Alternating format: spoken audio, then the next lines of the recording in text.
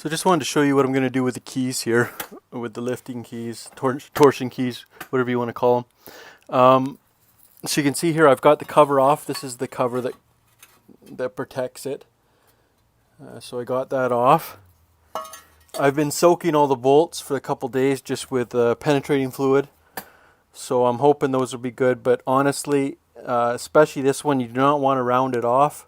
This is the one that adjusts the height, or you don't want to break it off, for sure not. So I'm going up and down. I'll go up and down really gently and keep on with penetrating fluid until I can get it all the way out. Once I have that backed off, then to get this plate off here, I've got just a 2-jaw puller that fits over here, and then it's got the screw that will go up into the key. So I'll take the pressure off this plate, and then I can slide that plate out, and then I can lower this. It'll just drop out this key here. Now the hard part is, especially in rust country here, these keys will stick onto your torsion bar, and they're really stuck on good. So what I do is I just drop this down a little bit. I get my 2-jaw puller on here, 2-jaw puller, and then put a lot of pressure onto it, but it still will not pull this thing off. But what I do is get that pressure on there, and then what I'll do is I will hit the back side here, hit the key with my air hammer. So just my air hammer here. It's just got a bit on it there, just a flat punch. So I'll hit all the way around there, and then what happens, it'll crack it loose, and then the 2-jaw puller will be able to pull it off. It's a little bit more difficult going back on because the keys, the new keys, since they're indexed different, they're down further. So I do not recommend you doing this at home. You should just take it to the dealer, get the dealer to do it, or get someone that's got the proper tool, because there's a proper tool that clamps along here and holds it all solid. And in there, it stops it from springing loose. But since I don't have that tool, I use a jack, and I just jack it up as far as I can.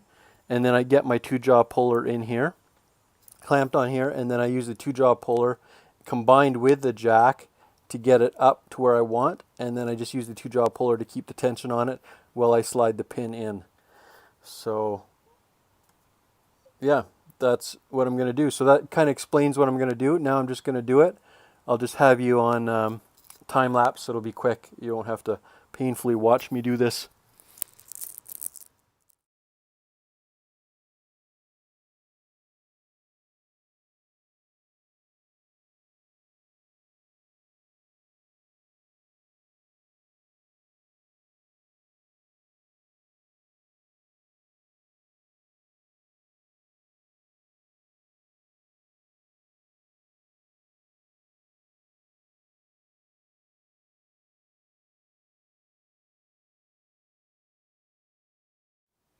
So I finally got this key off here, and the way I did it is I ended up having to cut through it the majority of the way, and then with my air chisel and the puller got it off. But man, not easy. Just to show you the difference here of these keys, so that's lined up there. You can see the factory one would have been up here, and the new one, it's down about an inch maybe. So now let's put that key in.